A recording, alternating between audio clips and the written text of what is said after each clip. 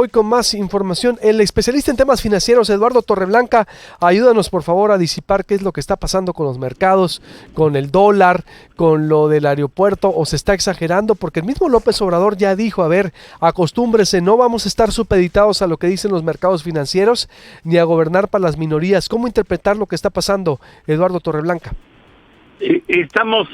¿Cómo estás, Luis Qué Alberto? Me gusto da gusto saludarte, saludarte igualmente, como buenos siempre. días. Muy buenos días a tu auditorio. Pues me parece que estamos viviendo una nueva época en donde tendremos que reconocer el valor de los mercados internacionales y el costo de la pérdida de confianza en acciones gubernamentales, porque quienes en su momento creyeron en la oportunidad de invertir en la construcción de un nuevo aeropuerto, que sería uno de los 5 aeropuertos más destacados en el mundo, y pusieron sus recursos pensando en que habría de darles beneficios por esa decisión de inversión. Ahora están en incertidumbre porque no saben si se les pagará, una vez que incluso Moody's ha rebajado a nivel de chatarra esos bonos. Me parece que la decisión que tomó el gobierno próximo es equivocada. No entiendo de qué manera puede justificar ahorros en la decisión, toda vez que estaríamos pensando, cifras las más conservadoras hablan de 149,000 millones de pesos, que son los pagos que tendrán que hacerse por la emisión de bonos, la fibra E y las posibles demandas o los pagos por indemnización al incumplimiento del contrato. Cuando tú compras una casa, hay una cláusula de penalización en caso de que no honres tu decisión de comprar la casa, y a pesar de que hayas dado un enganche, si tú no completas el pago en los términos y en los plazos acordados en el contrato, tú eres sujeto a una penalización, y en ocasiones la penalización es muy fuerte. Yo desconozco, y hasta el momento que yo sepa no se ha emitido ninguna información que hable de cuál es el costo de indemnización por incumplimiento del contrato al que tendrían derecho de acudir las empresas involucradas en la construcción de ese aeropuerto, de esa sede aérea. Pero 149,000 millones de pesos es mucho más que los 90,000 millones de pesos que se necesitaba para completar la obra.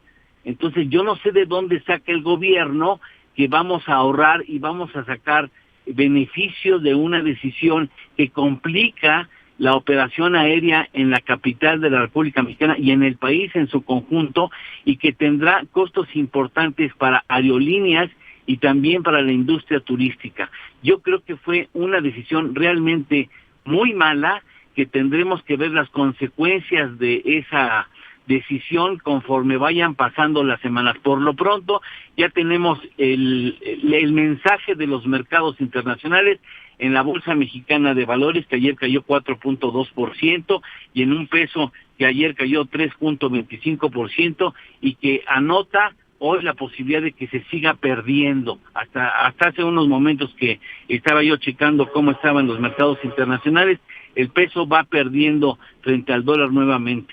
Esto va a pasar ciertamente, pero mantendrá ya un nuevo piso. ¿A qué se refiere? Yo creo que difícilmente podremos ver en el mediano plazo un dólar abajo de los 20 pesos. Es posible que se mantenga por encima de los 20 pesos ¿A cuánto está ahorita el dólar? ¿A cuánto se disparó? ¿A cuánto está? Ahorita el peso está en 19.90 y tantos, según el recuerdo haber checado los datos de Bloomberg. Bien. Ahorita te digo con precisión, está en 19.96 con un ajuste de 0.49%. Bien, la bolsa cae 4.2. ¿Qué otras afectaciones o indicadores se están viendo Mira, perjudicados? A ver. yo quiero ver qué va a suceder cuando este gobierno acuda nuevamente a los mercados internacionales a emitir deuda. Va a tener que pagar mayor tasa de interés. ¿Por qué? Porque ya sentó un precedente de poca consistencia en sus decisiones económicas. De ahora en adelante tendrán la duda de si el gobierno cambiaría la decisión o bien decidiría no honrar su palabra en los contratos, por más que decida pagar y confirme que va a pagar los bonos que están hoy vivos. Por más que eso, la gente va a desconfiar en la palabra del próximo presidente y del próximo gobierno federal, y en ese sentido eso va a tener un costo que se refleje en las tasas de interés. Antes de irnos a eso, primero, la indemnización, dices, no se sabe por esta decisión, no sabemos todavía, porque me diste una cifra de 140 mil millones de pesos, faltaban 90 mil para el aeropuerto, y la indemnización o la penalidad por esta cancelación son 149 mil millones. No, 149 mil millones se refiere a los compromisos por la emisión de bonos, la fibra E, nada más por la emisión de bonos que estaban financiando la parte privada del aeropuerto. En el caso de las penalizaciones por incumplimiento de contrato, pues no se sabe, esos contratos son confidenciales, ¿no? Cada empresa establece cuál es el pago de indemnización en caso que el gobierno interrumpiera la obra o la suspendiera, que en ese entonces se veía improbable. Entonces se establece una penalización, esas no la conocemos. El gobierno próximo piensa posible catafixiar, como diría Chabelo, hacer la catafixia de lo que falta por establecer en esos contratos para que se pudiera ejercer en el caso de Santa Lucía. Sin embargo, eso es a potestad de las empresas. Es posible que las empresas digan, no, lo que resta del contrato no lo voy a ejercer en Santa Lucía, prefiero la penalización, y opten por la penalización, y esas cifras no las conocemos aún. ¿Cuándo las conoceríamos?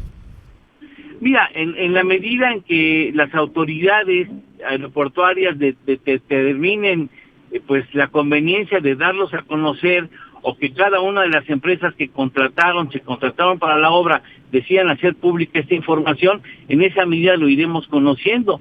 Pero me parece que los 149 mil serán ampliamente rebasados por esas penalizaciones, independientemente del costo legal que puede representar el enfrentar demandas o los procesos de amparo que pudieran llegar a presentarse, ¿no?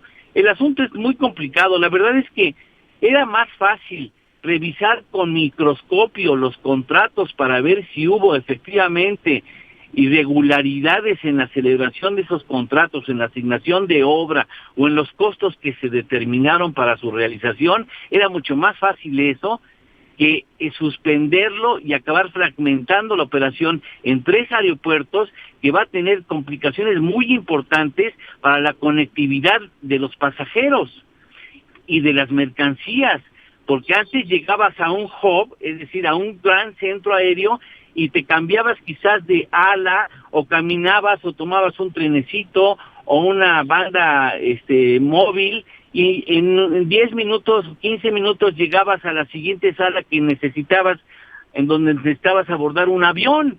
Y ahora vas a tener que ir de Santa Lucía, posiblemente podrías tener que ir de Santa Lucía al aeropuerto actual, renovado. Y déjame decirte que hay algo de lo que no se ha hablado en todo este problema, me parece muy, muy grave y muy delicado para el país. Perdimos la oportunidad de restablecer y de dar un oxígeno muy importante a la ciudad capital, porque las más de 700 hectáreas que iban a ser inhabilitadas tenían la probabilidad de convertirse en un importante pulmón de la ciudad capital, e incluso utilizar ese gran espacio para tratar de restablecer el problema hidráulico en la ciudad capital. Pero, o sea, la parte el restablecimiento de la capacidad medioambiental de la capital se rompe con esta posibilidad de mantener el actual aeropuerto renovado, porque ya no será posible tener ese espacio en la posibilidad de la rehabilitación. O sea, es un problema ecológico que se genera con la decisión. ¿Qué riesgos ves a futuro entonces también en la cuestión financiera? Porque para López Obrador, si lo escuchaste, él está firme. Se escucha contundente, convincente, con lo que ha hecho, con lo que viene.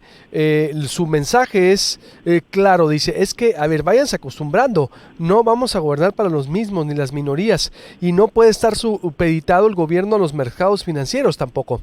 Él es claro con eso, Eduardo Torreblanca, y se ve seguro con la decisión por lo que va a hacer con el gobierno. ¿Cómo ves esta situación? Mira, me parece, con todo respeto lo digo, que el señor está lejos de conocer la importancia que tienen los mercados internacionales en la economía global. Y me parece que mantiene una actitud terca, que tendrá que reconocer, aunque sea en silencio, que la decisión fue equivocada una vez que vea las consecuencias, que ese tipo de decisiones y de acciones y de voluntades y de soporte de sus decisiones tendrán en los mercados internacionales y en su iniciativa privada. Habíamos dicho que ya había terminado la luna de miel. Me parece que ya hay un primer motivo en que la señora pide el divorcio, porque la iniciativa privada ayer fue contundente, la mexicana contundente y clara, y esa es tu iniciativa privada. Sí, pero también una iniciativa privada, a ver, Eduardo, entiendo, pero tampoco del todo los empresarios les asiste la razón, ¿o sí? A ver, ¿no es también cambiar las reglas del juego? Es decir, estaban muy acostumbrados o mal acostumbrados, Eduardo. Sí, algunos, también, ¿no? Eso también es cierto, eso no, en eso también tiene razón el presidente electo. En donde pocos tienen mucho y donde muchos tienen poco, a ver, digo, también muy acostumbrados en donde tenemos a de los hombres más ricos del mundo en este país, a ver, digo, si van a cambiar las reglas del juego, digo, veremos también, ¿no? Vamos a ver cómo se establecen las reglas del juego. A mí me parece que estaba bien pensar y sigue estando bien pensar en democratizar las oportunidades a la iniciativa privada y no concentrar las decisiones en beneficio de un pequeño grupo muy adinerado y muy beneficiado por los gobiernos tanto priistas como panistas. A mí me parece que abrir el juego de la promoción económica a las empresas es totalmente necesario. Es absolutamente necesario. Ahora, totalmente. Pero el principal riesgo que ves tú, el principal riesgo que ves en todo esto, Eduardo, por los tiempos para cerrar. ¿Cuál es? En que pierdes la confianza en un gobierno que toma decisiones que a la vista en las cuentas no son las más afortunadas. ¿Qué te costaba revisar? A ver, tenemos duda de que el aeropuerto pudo haber sido mal decidido en cuanto a qué grupos recibieron el beneficio de los contratos.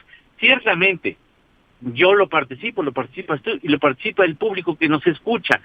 Tenemos la duda de que hubo beneficiados intencionales en las contrataciones, en la celebración de los contratos. Se pueden revisar si estuvieron sobredimensionados, si no se cumplieron, si se establecieron beneficios artificiales en esos contratos. Eso se puede revisar, detectar y revertir.